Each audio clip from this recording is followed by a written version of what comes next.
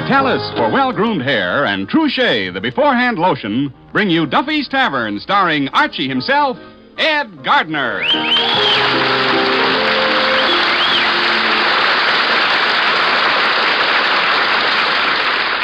Say, men, here's the way to lick the problem of dry, unruly hair. Hair dried out by sun, wind, and water. It's with Vitalis and the famous 60-second workout. No hair preparation can give your scalp and hair better protection than Vitalis and the 60-second workout.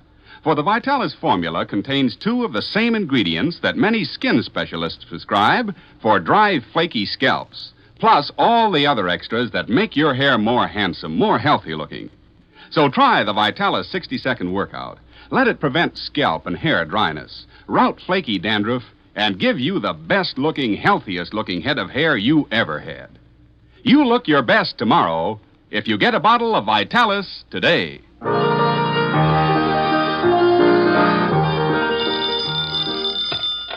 Hello, Duffy's Tavern. Where do you like meat to eat? Archie the manager speaking. Duffy ain't here. Oh, hello, Duffy. Business? Well, it's been a little slow all week, but I'm sure it'll pick up as soon as a customer comes in. Yeah, the way it's been going, all we ever used the cash register for is a paperweight for the IOUs. Huh? From now on, everybody pays cash? But, Duffy, you can't do that. We can't treat our clientele that way. These is high-class people, accustomed to charge accounts, people with backgrounds. These are second- and third-generation chiselers. Huh? I got to collect all outstanding IOUs? But, Duffy, how can I? Well, I can't. Most of our customers is broke. You can't expect me to get blood out of a tulip. Huh? Okay, I'll do the best I can. Eddie. Yes? Eddie, look, how many dinners did we serve tonight? Let's see. You eaten yet? No. None.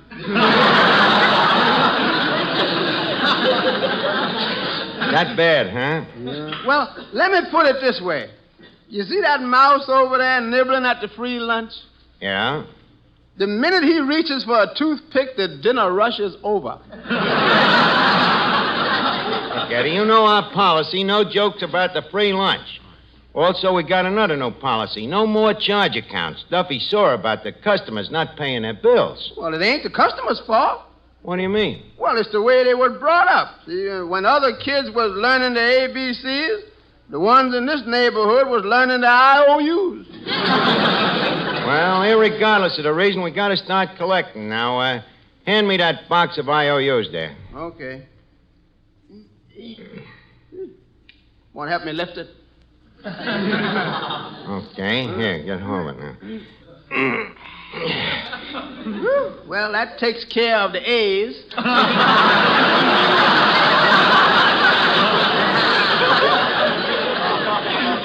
right, now let's get to the B's. Incidentally, did you notice how systematic I got them boxes? Read the labels, Eddie. Let's see. Won't pay. Refuses to pay. Never will pay. What about this one?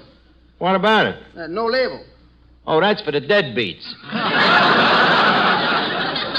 Quite a system, you know. What about this one? The one labeled disregard. Oh, well, them is IOUs from guys 6 foot tall, over 200 pounds. Hey, Miss Duffy, come here. I want you to help check these IOUs. Oh, okay. Now, let's see here. Let's see. That was a sight laugh.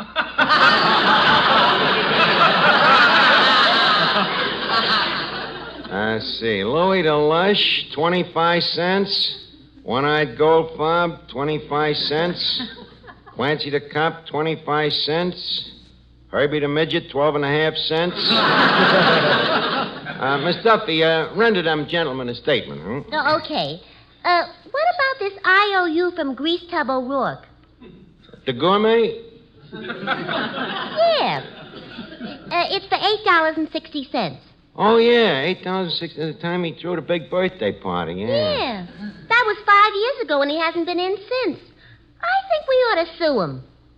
Miss Duffy, a man that spends $8.60 in one night ain't the kind of customer who can afford to antagonize. Now, let's get to the next one here. Let's see. Willie Schultz. 8-course dinner. I owe you 20 cents. Think we're going to have trouble collecting that one. Why? He says we padded the bill. We did. Archie, look, the trouble with you is you're too soft. You let everybody take advantage of you. Maybe you're right. You know, to get along in business today, you got to be tough and ruthless, you know. Give me one of them IOUs. No, okay. Here's one from Lightfinger Lynch. Lightfinger Lynch. Yeah, that crumb. Give me the phone. I'm going to call him up. Maybe he's out. No, I'm pretty sure he's in. Hello? I'd like to speak to Lightfinger Lynch. He can't come to the phone, huh? Well, look, Warden.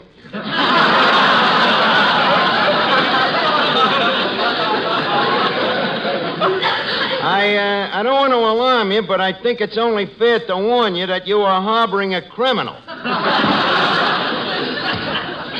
sick of being nice to people. Mr. Archie, that customer over there. Where, the seedy-looking guy? Yeah, he just finished a hamburger and he wants another one. So? He's got that IOU look in his eye.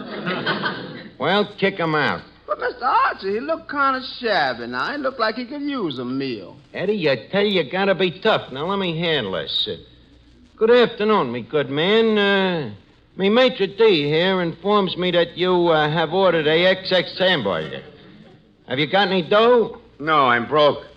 I thought so. Get out of here, you crumb. But, mister, I'm still hungry. So what? People without dough ain't got no business getting hungry. Here. Let me help you to the door, me good man. And here's a little something to remember me by. Oh!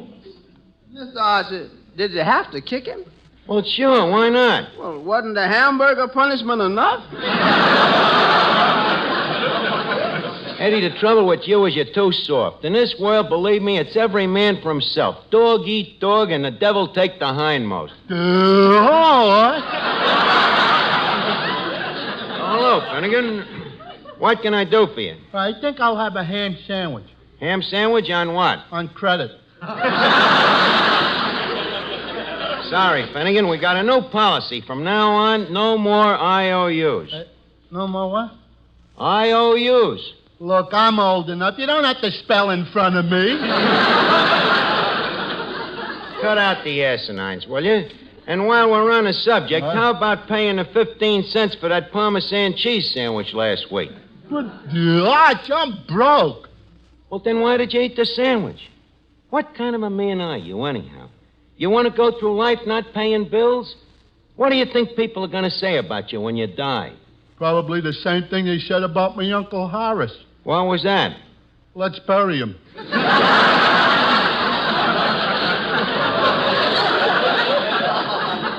Finnegan, stop trying to evade important issues with flippant quips.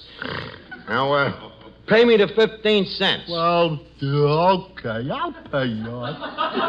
Good. Can you lend me 15 cents? Where am I going to get the 15 cents? Well, you always get it out of the cash register. Yeah, but how am I going to get the dough to put it back? I'll give you me IOU. You see, then we'll all be even. We'll be even? Yeah. Let's see. Yeah, I guess we would. Hey, wait a minute. What's the matter? That way we'd be clipping you for an extra 15 cents. How come? Well, you only had one sandwich and we'd be holding 2 IOUs. Don't worry, Arch. I didn't hold the sandwich. Yeah, so it works out even, you see. But anyway, why do you make all this fuss about one little sandwich? It ain't the sandwich, it's the principle. There's a lot of people that's affected economic-wise by that cheese sandwich. Oh. You see, cheese is made from milk. Yeah? Now, that milk has to come from a cow. Yeah. So, naturally, there's the farmer that owns the cow. Now, this farmer has a daughter. Arch, I don't like to stop you, but I just heard the story yesterday. This is a different story. Oh. Talking about economics now. And you see, the farmer's daughter, she milks the cow. Yeah? Then there's the man that has to deliver the milk to the market. And the man that homogenizes the milk into cheese. So all kinds of people. Then there's Al Jolson. And hundreds of other people. How do you like that? All them people making a living out of a sandwich I ain't even paid for. You know, Finnegan, if you wasn't such an old friend, I'd be forced to ejaculate you. Just like I threw out that bum a few minutes ago. You threw a guy out? Yeah. I hope it wasn't the guy I heard about on the radio. What guy? Some millionaire that goes around dressed like a bum. You mean Bing Crosby? Archie. Look, Archie, Finnegan's talking about J. Everett Poindexter. J. Everett, who's he? Well, here, it's right here in the paper. He's a millionaire who goes around posing as a bum and hands out $1,000 bills. Whom to him? To people who are kind to him. People who help others less fortunate than themselves. J. Everett Poindexter, huh? Art, Yeah? how does a guy get to be a bum? Well, first he gets married. Yeah? That's all. J. Everett Poindexter. Look, is getting married the only way to become a bum? Well, no. A guy can start as a panhandler, a vagrant, a hobo. Radio comedian? Yeah, of course. Eddie, you wasn't at Libin, was you? J. Everett Poindexter. Archie, what's the difference between a bum and you? He gets paid. Attaboy, Eddie, she thought she had you. Art, I hate to pursue this subject, but does one have to go to college to become a bum? Well, not necessarily, but it helps. Finnegan, why all this sudden interest about bums? Well, Art, as you know, for some time I've been dabbling in unemployment. Yes? Now I'm thinking of making it a profession. Nah, Finnegan, you wouldn't want that kind of a life. No, that ain't for you. Nah, you gotta live outdoors all the time. Yeah. Depend on people to give you free clothes and meals. Don't have no job. No regular hours. Nobody to tell you what to do. Eddie. Yeah, I wonder when we could join up. Oh, what's the use of dreaming? J. Everett Poindexter. Miss Duffy, you say he poses as a bum and gives away $1,000? Eddie, that bum I threw out, it might have been J. Everett Poindexter. Finnegan, quick, we got to get the guy back. Go out and round up every bum you can find and tell him that I'm inviting to come down here. Okay, Art, but what if they refuse the invitation? Well, just tell them we're holding open house at Duffy's Tavern. Well, make up your mind. You want him to come or don't you? Cut the wisecracks, Eddie. Now get going, Finnegan, quick. Oh, hello, Arch. Oh, hello, Joe. Glad to see you. We're holding open house here at the tavern. Open house? Yeah. You mean the ceiling's caved in again? This is a different kind, Joe. You see, I got a new slant on things. I want the joy of helping others, the satisfaction of unselfish generosity, the pleasure of charity for charity's sake. The thrill of getting $1,000. Eddie, the farthest thing from my mind was J. Everett Poindexter. Hey, who's he, Arch? He's a millionaire that goes around handing out dough to people that does good for other people, see? An eccentric. Oh, really? Well, I'll see you later, Arch. Where you going? To find that millionaire. If he's looking for people that help others, what's wrong with me? You mean? Certainly. I help a lot of women. Sounds interesting. Tell me about it, Joe. I help women every week when I tell them that for the softest, smoothest, loveliest hands, they should use Trouchet, the beforehand lotion. What greater help could you give a woman than to tell her about a hand lotion like Trouchet that she can put on beforehand, before she does dishes, before she does light laundry, so her hands will be protected even in that hot, soapy water. And what greater help could you get from a hand lotion than to be able to use it not only beforehand, but any time? Any time you need a creamy, softening lotion. Truly, anyone who wants to help herself to smoother, softer, lovelier hands should begin today to use Trouchet. You know, Joe, listening to that talk about Trouchet just gave me an idea. You know, if Poindexter gives me that $1,000, you know the first thing I'm going to do? What? Buy a set of earplugs.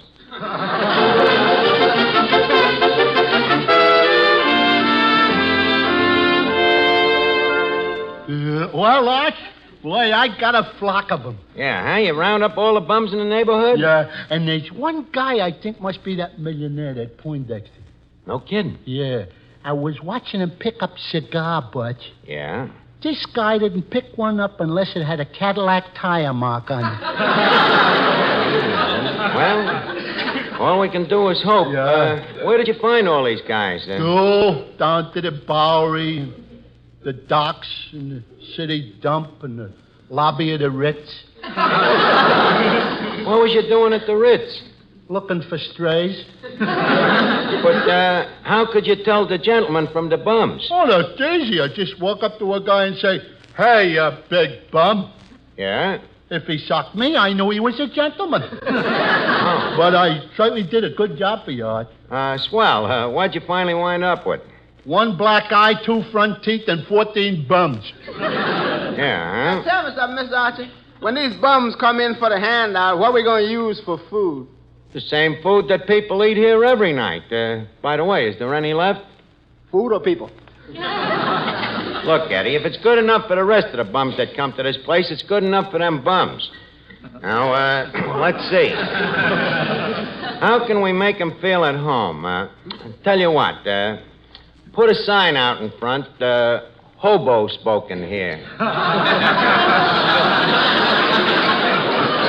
Now, let's see, what else? Oh, yeah, Eddie, what can we do to make the place look like a boxcar?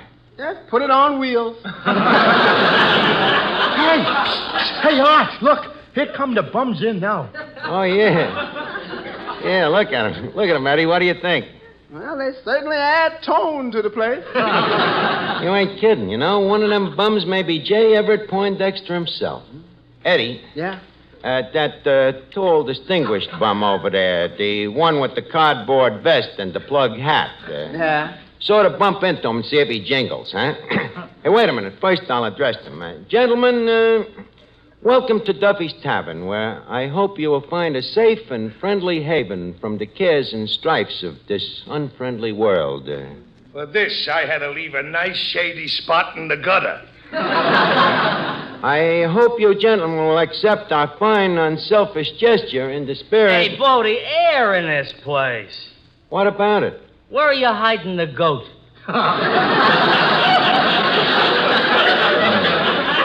Maybe you're right. The atmosphere does seem a trifle putrefied. Eddie, please close the door to the icebox. I can't. We need the light. Look, cut the gab. Where's the food? Coming right up. Eddie, fetch this gentleman a hamburger while I test out to see which one is Poindexter. Tell me, sir, not that I wish to be subtle, but do you ever smoke expensive cigars like Coronas? Partly. Yeah. Tell me, do you like the V-type overshaft drive on the new Cadillac? I don't know. I've been traveling on my private car on the Santa Fe. Yeah, huh? Sir, I wonder if we have any important friends in common. Well, I know your boss. You're a friend of Duffy's? Yeah. I guess I was wrong. The guy's a bum. Hey, Doc, where's the hamburger? Coming right up, sir. Eddie, I tell you what, you talk to that guy while I talk to this one, see? Okay. Excuse me, sir. What line of business are you in? Well, up until last month, I had a steady job at the Fulton Fish Market. After that, I became a bum. Fish market, huh? How long did you work at the market? Eddie, did I hear the word market? Yeah, this gentleman worked there. Oh, really? Tell me, sir. You say you was connected with the market? That's right. What was your connection? Well, I don't like to mention it. Go ahead, you can tell me. What was you doing? Cleaning up. No. Do you mind if I ask what you cleaned up? Oh, about 5,000 fish a day. What did you do with these 5,000 fish? Threw them away. You threw them away? Yeah, all except the fins. What did you do with the fins? Oh, I just handed them out for the kids to play with. Eddie, the guy is loaded. Look, tell me, J.E., Why did you leave the stock exchange? The stock exchange? I'm talking about the Fulton Fish Market. The fish market. Eddie, throw this imposter out. Come along, mister. Kind, generous old Archie wants to kick you out. Wait a minute, Eddie. I got a scheme. Gentlemen, how would you all like to step up to the bar for a round of free booze? Just a minute. What about you, sir? You seem to be shaking your head no. You don't drink? That's right. May I ask why? I got an ulcer. Eddie, we got the millionaire. Just a minute. Now, just because he got an ulcer don't mean he's a millionaire. Oh, no? When you're a millionaire, you got money, ain't you? And when you got money, you got dames. And when you got dames, you got worries. And when you got worries, you got ulcers. Now, let me back to the guy here. Sir, it gladdens me heart that you people came here tonight. It does something to me. It stirs up a real warm glow inside of me to realize that I'm making you bums happy. Well, if it gladdens your heart so much, how come you kicked me out of here a little while ago? Oh, that's a mere slip of the foot, right, Eddie? Yeah, the sort of tongue in the shoe. Sure, just a boyish prank. But back to kind old me. Sir, I have always been kindly. It started when I was a kid, helping old ladies across the street. Sometimes I'd walk blocks just to find an old lady. But what if she didn't want to cross this street? That was her tough luck. That's the thing about kindness. When one has a passion for it, one does not care whom it hurts. Take me. On my day off, I spend hours riding the subway, even when I ain't going nowhere, just so I can stand up and give some old lady me seat. So that's the way I feel about you, sir. Bartender, how about a drink? Are you bum? Certainly not. Then beat it. As I was saying, take you, for example, sir. I have a feeling that if we were to look underneath those patches in your pants, that we'd find something very rare. A heart of gold.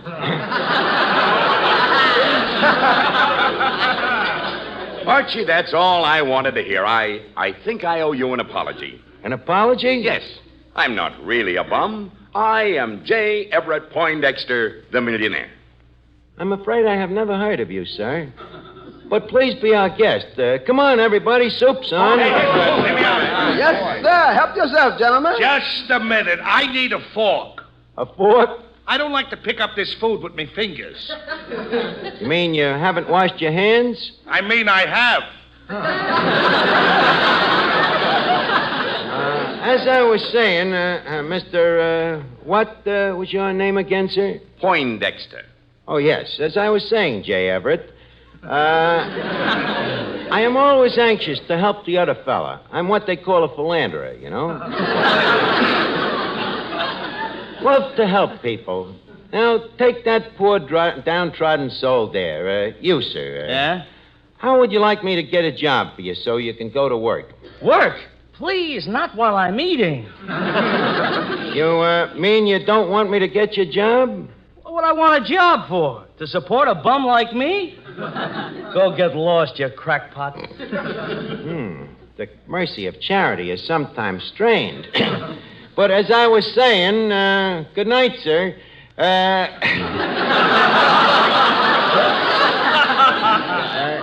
I think he should be with the Notre Dame backfield. As I was saying, Mr. Poindexter, I like to help people, and if I had a little extra wherewithal, say $1,000, I could do no end of good deeds. Archie, who's paying for all this food you're handing out tonight? Well, you see, Who owns this place? well, Duffy's the owner and proprietor, but I'm the real figurehead. In other words, Duffy bought this food? Well, yes and no. Excuse me. Hello? What, Duffy? What about the bums? Now, look, don't fly into a transom. Now, hold the line a minute, will you? Eddie, take Mr. Poindexter out of earshot. Hello? Hello, Duffy. You coming right down to kick them out? But, Duffy, you can't again. Hello? Hello? Oh, no. Eddie, we got to work fast. Duffy's coming down. Now introduce me quick so I can make me charity speech, huh? Okay. Ladies, gentlemen, honored guests, millionaires, and bums, I would like to say a few words about our benefactor, Good Archie. In all the years I've known this gentleman, he has always thought of the other fella and how to do him a favor. Like when there's any work to be done, this kind gentleman always let me do it. Why? So Mr. Duffy won't catch me loafing. He has always been generous and kind. And now, to make a tall story short, I present to you bums a man I feel is one of you. Mr. Archie himself. Thank you. J. Everett and fellow bums, it behooves me to make a long speech at this point, but I'm afraid I ain't got time. However, I find me reward in having you here, and if there is anyone in our monks that feels that some money should be handed out, I say that now is the time for that gentleman to open up his big fat wallet. Mr. Poindexter, do you have anything to say at this point? Yes. I'd like to make a slight presentation. Okay, but hurry it up. Friends, tonight I'm going to reward a great humanitarian. That's nice. Archie, look who's in the doorway. What? Duffy himself. Poindexter, quick, give me the $1,000. Just a second. Gentlemen, I deem it an honor and a privilege to bestow this token of gratitude upon the man who made this grand evening possible. Thank you. And so I present this $1,000 to our good friend, Patrick J. Duffy. That dirty Duffy. Duffy, did you have to come down here tonight? Don't you know that charity begins at home?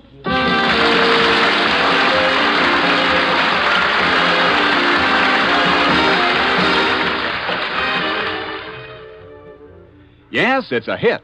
Thousands of men have switched to new Benex brushless shave cream. Thousands are discovering that Benex gives them the best shaves they ever had. Mister, it's time you, too, tried Benex, the new Wonder Shave with a sensational beard-softening formula. Benex brushless leaves your face feeling extra smooth and comfortable. And Benex doesn't clog your razor or drain. But don't take our word for it.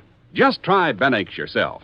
Get a tube at your nearest drug counter. Or we'll send you a big 25-cent tube free. Write your name and address on a postcard and mail to Benex, B-E-N-E-X, Empire State Building, New York 1, New York. Remember, buy Benex brushless or get a big 25-cent tube free by writing Benex, Empire State Building, New York. Hurry, offer limited.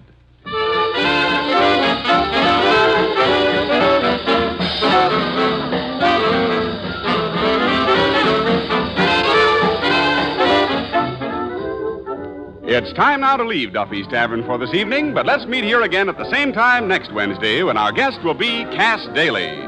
Duffy's Tavern is brought to you by Vitalis for well-groomed hair and True Shea, the beforehand lotion. Today, more than ever, the people of the world look to America for leadership. If they find us fighting among ourselves, discriminating against racial and religious groups, these frustrated, tired people will turn to a way of life that we know means war and bondage. Let us Americans demonstrate that men of different races, religions, and national origins can be united in freedom.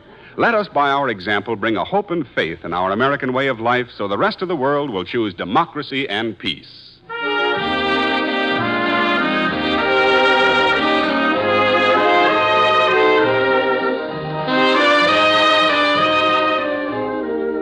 Each Wednesday, Bristol Myers brings you Duffy's Tavern and Mr. District Attorney, which follows immediately over most of these stations.